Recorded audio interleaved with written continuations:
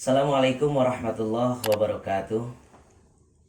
Alhamdulillah, alhamdulillahilladzi khalaqal mauta wal hayata liyabluwakum ayyukum ahsanu amala.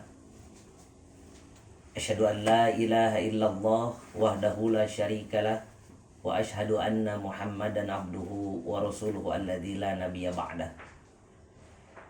Fa inna khairal hadis kitabullah wa khairul hadi hadi Muhammadin sallallahu alaihi wasallam wa syarrul umuri muhdatsatuha wa kullu bid'atin dhalalah wa kullu dhalalatin finnar. Sahabat Ummah yang dirahmati Allah, alhamdulillah pada sahur kita kali ini kita masih diberikan kesempatan untuk menemani sahur sahabat Ummah sekalian. Perkenalkan, saya Salman Al-Farisi pada kali ini menemani sahur sahabat Ummah sekalian di minggu-minggu terakhir menjelang awakhir Ramadan. Bagi sahabat Ummah yang belum mendownload aplikasi Ummah ini, boleh buka handphonenya masing-masing, buka di Play Store atau App Store, lalu cari aplikasi Ummah. Lalu silahkan download, dan barangkali ada yang pertanyaan atau ada yang mau disampaikan mengenai bahasan yang akan kita bahas pada season kali ini, silahkan klik pensil di pojok kanan bawah dan ajukan pertanyaan. Insya Allah kalau yang bisa kami jawab, kalau yang tidak insya Allah akan kami nanti bahas lebih lanjut. Jangan lupa hashtagnya tetap ikhtiar. Sahabat Ummah yang dirahmati Allah, tidak bisa dipungkiri Ramadan kita kali ini, bahkan menjelang beberapa hari menjelang Hari Raya Idul Fitri, kita dihadapkan dalam permasalahan sosial yang tidak bisa dipungkiri. Di saat pengeluaran kita semakin menumpuk, semakin banyak, sementara sumber pemasukan kita sebagaimana kita pahami, karena pada beberapa bulan terakhir ini memang negara kita khususnya, bahkan dunia pada umumnya sedang mengalami resesi ekonomi. Bahkan perusahaan-perusahaan besar sekalipun pada hari ini sedang mengalami penurunan yang begitu dahsyat. Belum lagi fluktuasi harga rupiah, harga dolar terhadap rupiah terhadap dolar. Wallahu a'lam hari ini sedang di angka berapa. Sementara kebiasaan dan sudah menjadi tradisi kita, karena memang untuk merayakan Ramadan beserta Hari Raya Idul Fitri itu tidak bisa dipungkiri kita biasa memaksimalkan untuk lebih membahagiakan keluarga kita. Tidak sedikit sahabat Ummah mungkin salah satunya yang mengalami masa-masa sulit ya. Pada bahasan kita kali ini kita insya Allah akan membahas memaksimalkan ikhtiar. Ada ikhtiar-ikhtiar yang memang harus selalu kita recharge, harus selalu kita update. Jangan-jangan kita lupa. Dulu sebetulnya apakah kita sudah langsung berada seperti ini atau seperti apa? Saya teringat salah satu ayat Al-Quran yang termaktub dalam Quran surat An-Nahl ayat 78. A'udzubillahi minasyaitonirrajim. Wallahu akhrajakum min butuni ummahatikum la ta'lamuna syai'a. Ingat, kalaulah hari ini ada beberapa sahabat Ummah yang memang mengalami stres tingkat tinggi, ada beberapa sahabat Ummah yang hari ini tidak bisa menemukan solusi, belum bisa menemukan solusi. Ingat bahwa Allah pernah berfirman di dalam Quran surat An-Nahl, Wallahu akhrajakum min butuni ummahatikum la ta'lamuna syai'a. Ingat bahwa Allah pernah mengeluarkan kita dari rahim ibu kita masing-masing dan kita tidak mengetahui apapun. Kita pada saat itu kita tidak pernah berpikir kita mau seperti ini. Kita bisa, ada yang sudah berumah tangga, ada yang sudah menyelesaikan studinya, ada yang pada hari ini memang sudah berkali-kali berpindah pekerjaan. Tapi ada saat-saat tertentu di karakter kita deadlock seperti ini. Kita seakan-akan lupa bahwa kita dulu juga pernah mengalami hal yang la ta'lamuna syai'a. Membaca pun kita mungkin dulu harus ingat dikala kita saat-saat pertama kita tidak bisa membaca. Lantas ayat ini, kalimat berikutnya berbunyi wa ja'ala lakumus sam'a wal basar wal absar wal afidah la'allakum tashkurun. Lalu Allah menjadikan bagi kalian semua as-sam'a, pendengaran, al-absar, penglihatan, wal afidah, dan hati, perasaan, la'allakum tashkurun.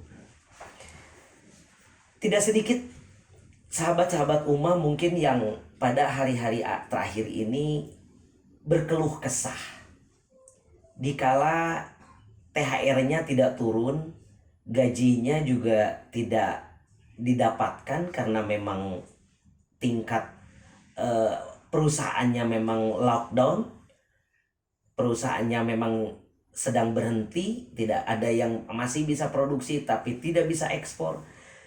Tidak sedikit yang berkeluh kesah, sampai-sampai kadang ada yang bisa melupakan bahwa seakan-akan sudah hilanglah nikmat Allah pada keseluruhannya. Padahal ingat, di diri kita ini masih ada pendengaran yang masih kita bisa pergunakan. Kita masih diberikan nikmat penglihatan. Kita masih bisa merasakan tadi maghrib nikmatnya berbuka puasa, meskipun hanya seteguk air teh manis mungkin. Seakan-akan kenikmatan kita bepergian, kenikmatan kita berbelanja, kenikmatan shopping itu kenikmatan yang segala-galanya. Padahal ingat, ada kenikmatan-kenikmatan yang sampai detik ini masih melekat di dalam diri kita dan kadangkala itu kita lupakan.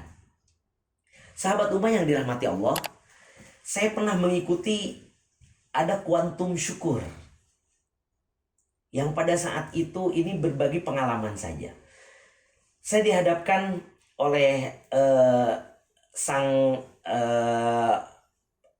pemandunya satu lembar kertas yang di dalam kertas itu dibagi 2 kolom.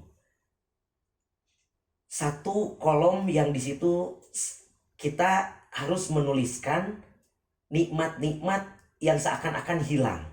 Satu kolom lagi sebelah kanan itu kita harus menuliskan kolom-kolom yang memang nikmat yang masih kita rasakan.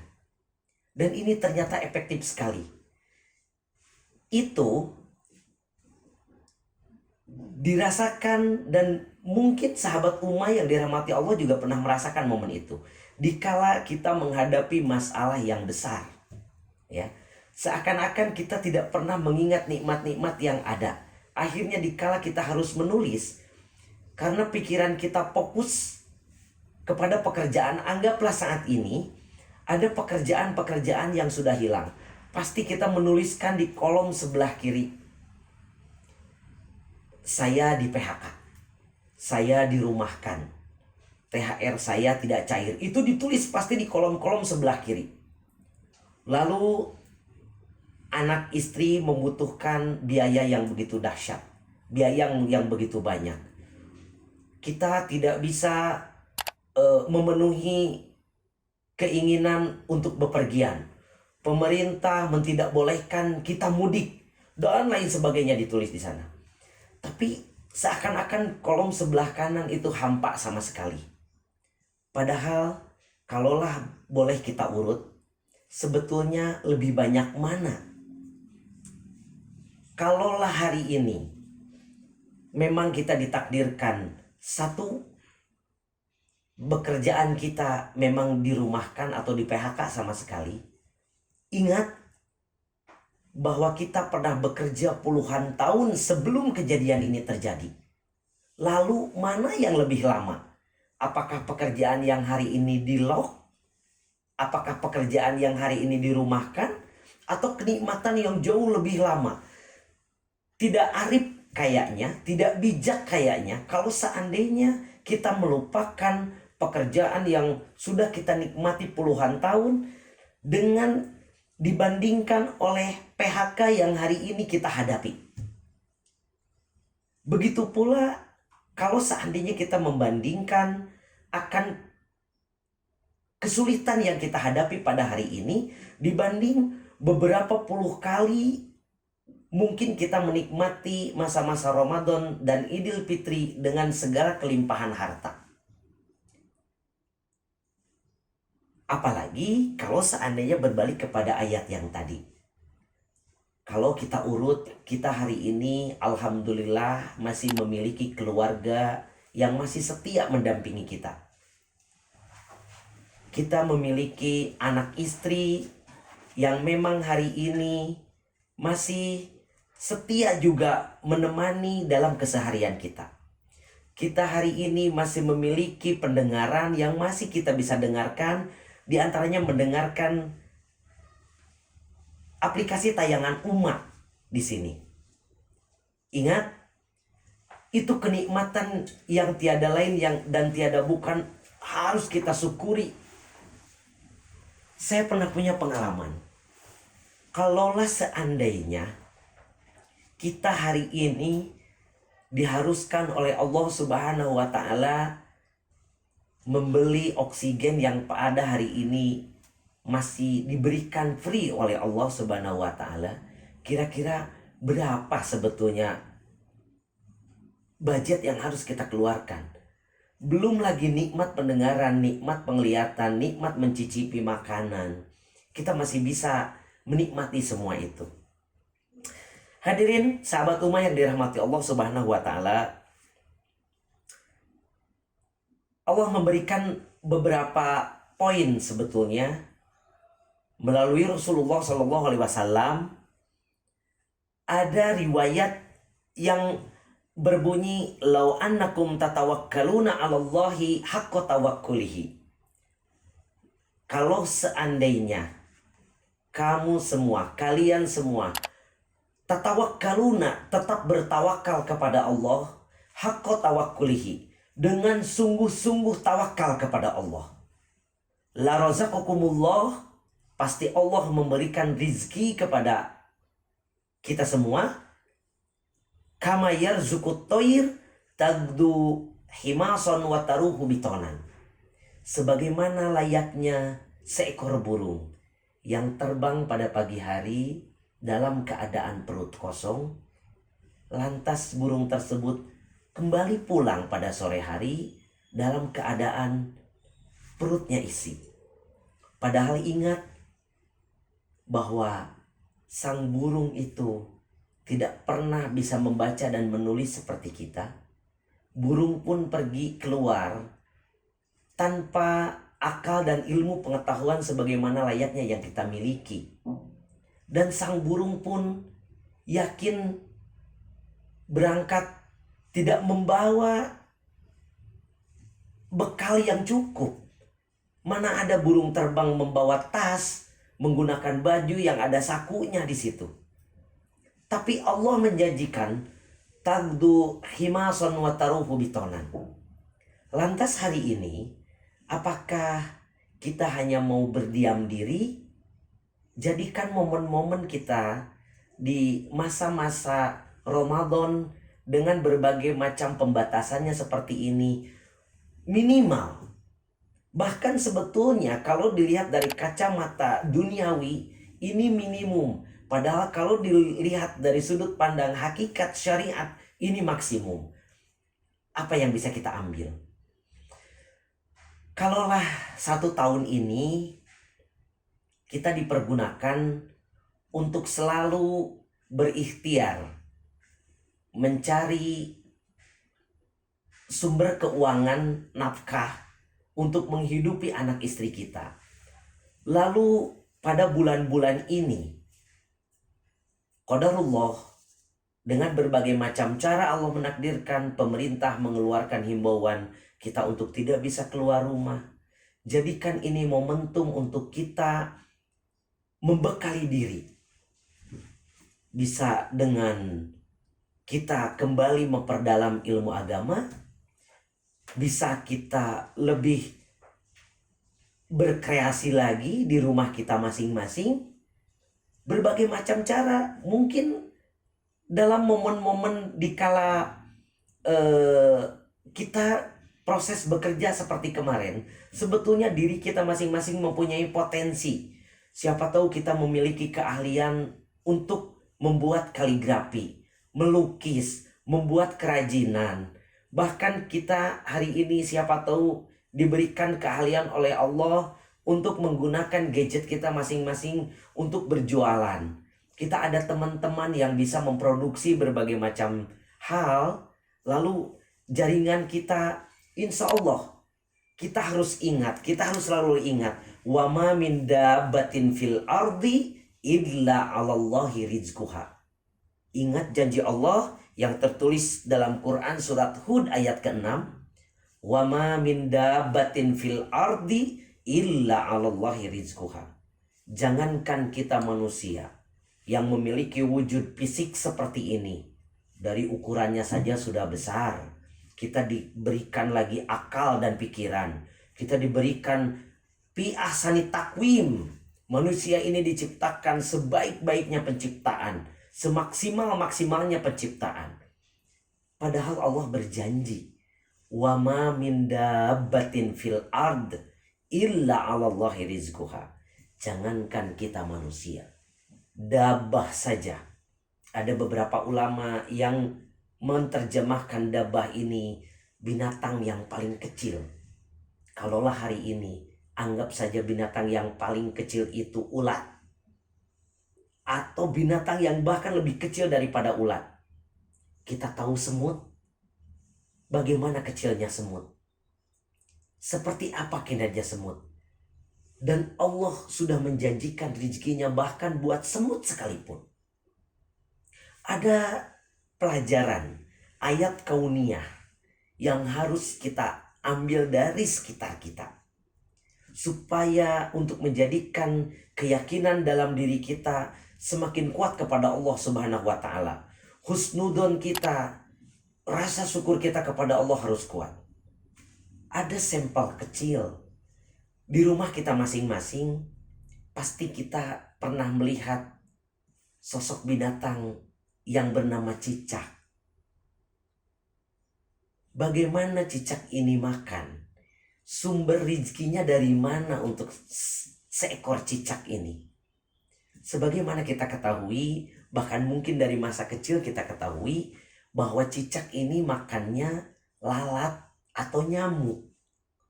Tapi pernahkah kita berpikir bagaimana ceritanya seekor binatang yang ditakdirkan oleh Allah tidak bisa terbang, hanya merayap di dinding, hanya merayap di permukaan-permukaan.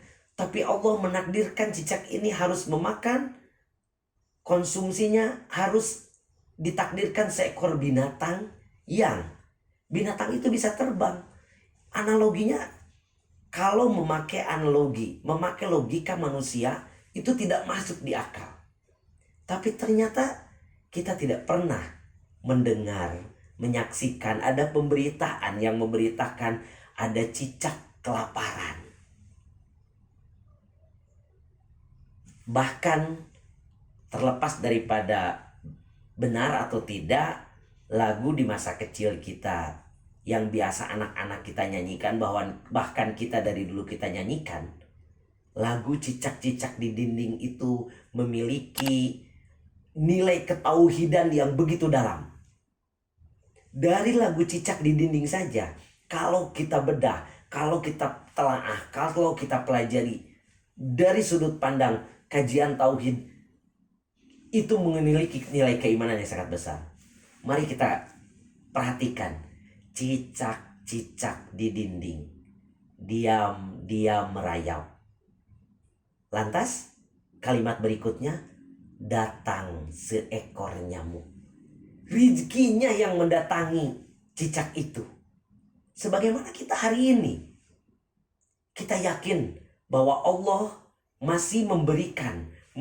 Setiap kita bangun, lalu kita masih bisa menikmati udara yang diberikan oleh Allah. Yakini bahwa di saat itu rezeki kita masih tersedia buat kita. Tinggal sampai sejauh mana kita berikhtiar untuk menjemput rezeki tersebut. Hadirin sahabat umat yang dirahmati Allah,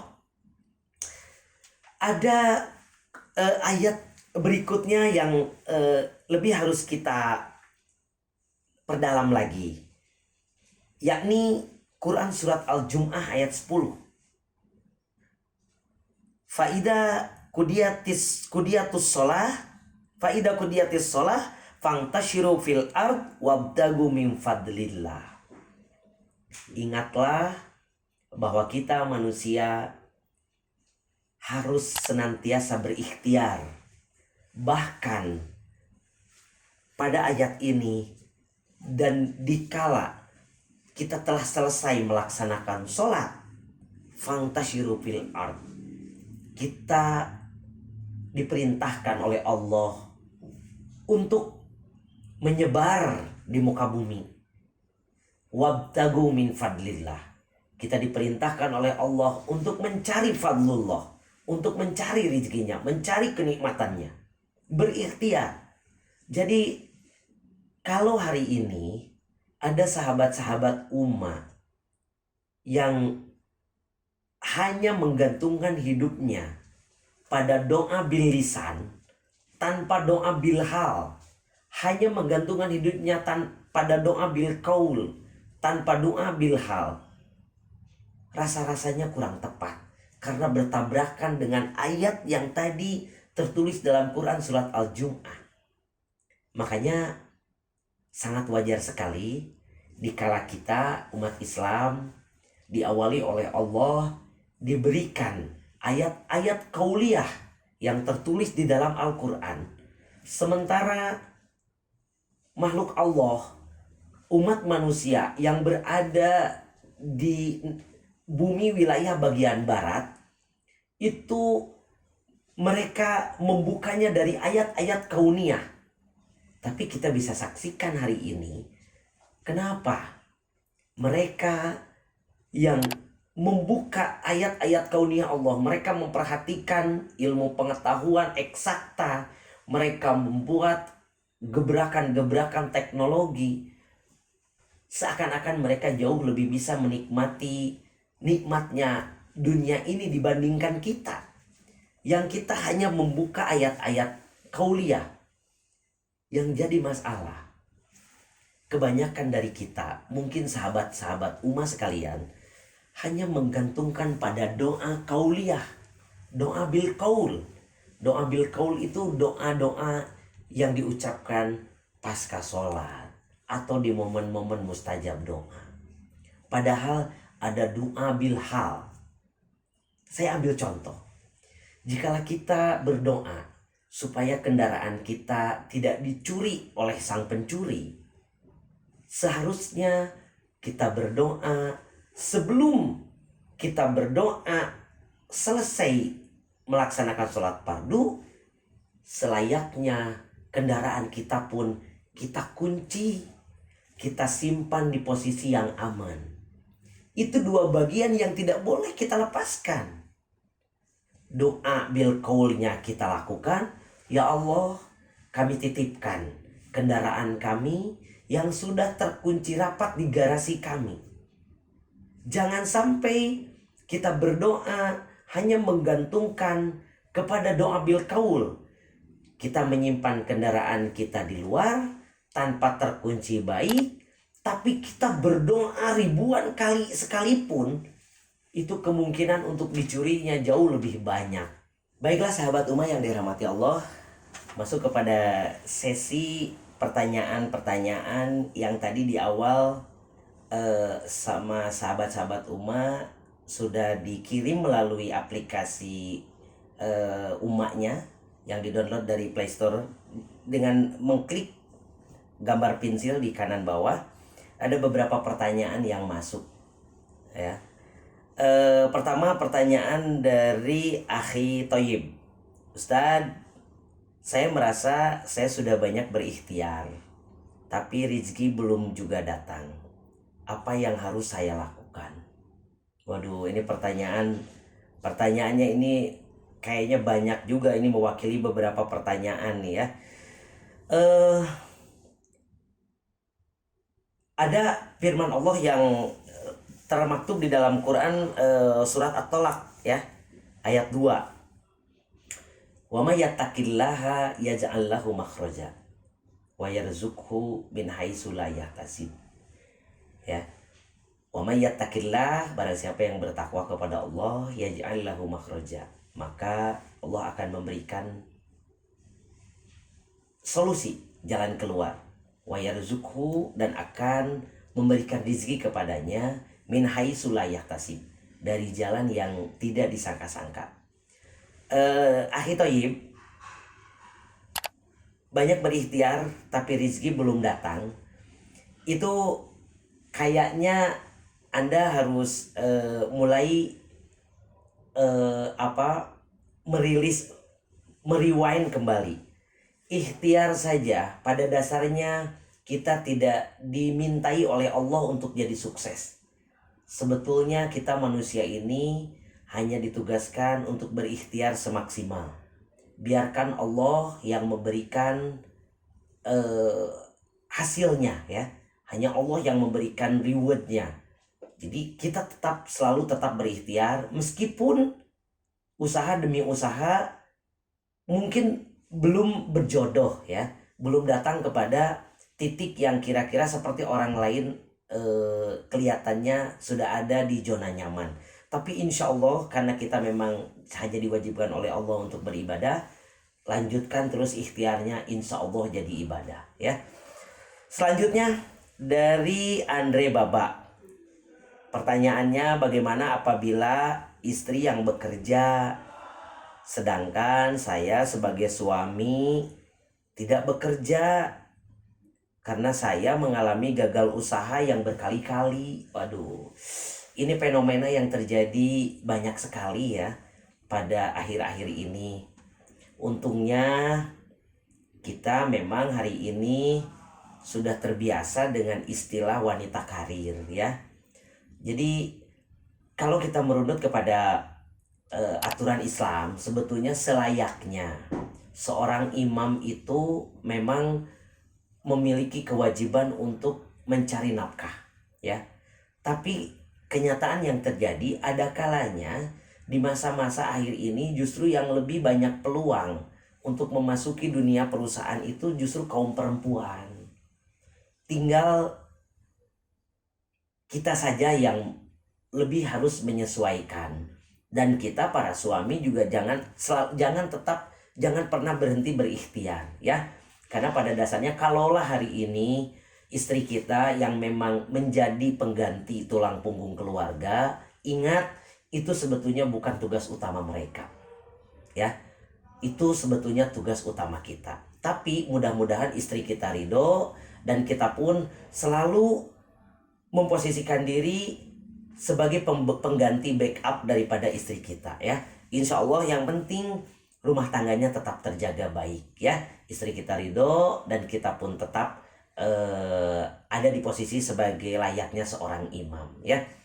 Mudah-mudahan jawabannya tidak puas, nanti bisa ngobrol lagi di darat ya. Selanjutnya ada pertanyaan dari Sri Widya. Ustadz, sebetulnya sejak usia berapa tahun sih anak diperbolehkan membantu orang tua dalam memenuhi kebutuhan hidup keluarganya? Oke. Ini sebetulnya pertanyaannya antum alamu bi umuri dunyakum ya.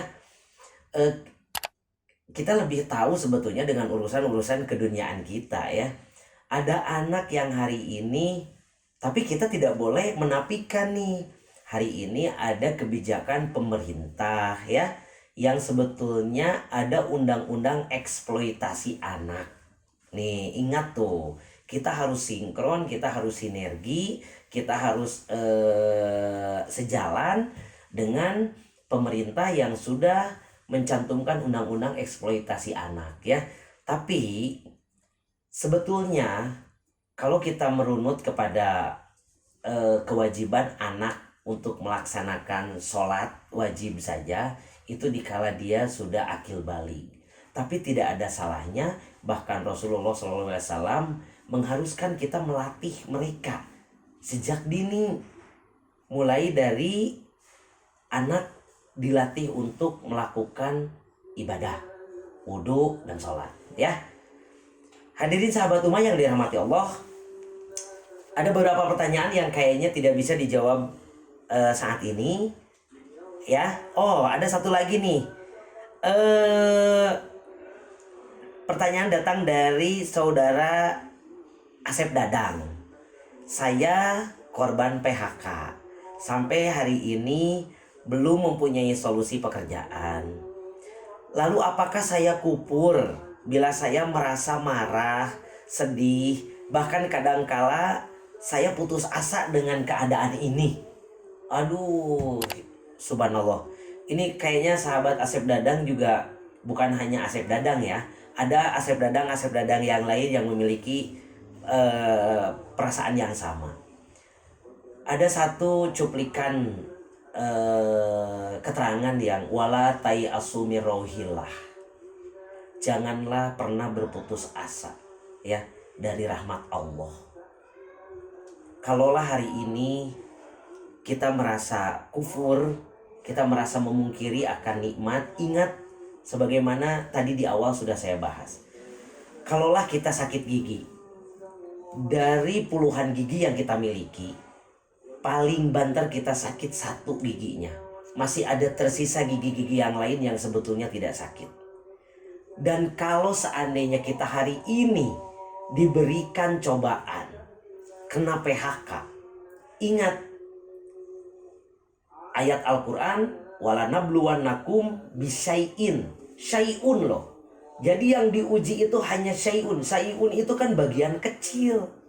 Jadi kalaulah sekarang sahabat Asep Dadang kena PHK, berarti kan sebelumnya sahabat Asep Dadang ini bekerja. Coba kita hitung secara matematis. Berapa tahun Anda bekerja dan berapa lama hari ini Anda di PHK? Saya yakin Anda jauh lebih lama di kala bekerjanya daripada di PHK-nya, ya. Jadi mudah-mudahan itu tidak lantas menjadikan diri kita hari ini kufur, ya, bahkan berkeluh kesah berlebihan. Karena ingat, sebagai closing, Allah berfirman dalam Quran surat Al-Baqarah ayat 286. A'udzubillahi minasyaitonirrajim. La yukallifullahu nafsan illa wus'aha. Laha ma kasabat wa 'alaiha maktasabat. Ingatlah kalau seandainya hari ini kita diberikan ujian, kekurangan rezeki, kena PHK, kalaulah anaknya sedang kurang sehat, kita ditakdirkan tidak bisa mudik. La yukallifullahu nafsan. Allah tidak akan pernah memberikan beban kepada seseorang illa wus'aha. Pasti kita sudah terpilih oleh Allah bahwa kita bisa mengarungi beban itu. Ingat itu, karena itu janji Allah. Hadirin sahabat umat yang dirahmati Allah, mudah-mudahan apa yang kita sampaikan, apa yang dibahas pada kesempatan kali ini ada guna dan manfaat, khususnya buat saya pribadi, umumnya buat sahabat umat sekalian. Allahu yahudu bi'aidina ila ma fihi khairun lil islami wal muslimin. Selamat menunaikan ibadah saum Ramadan. Mudah-mudahan kita diberikan kekuatan untuk menyelesaikan ibadah kita pada tahun ini sampai detik-detik terakhir. Wassalamualaikum warahmatullahi wabarakatuh. Kita terlahir untuk mencari jalan yang lurus. Dalam mendapatkan pengetahuan, dalam mencari pengalaman, dan dalam mengemban amanah untuk menjadi manusia yang lebih baik. Namun, dalam perjalanan kita, dunia tidak selalu sejalan dengan keyakinan.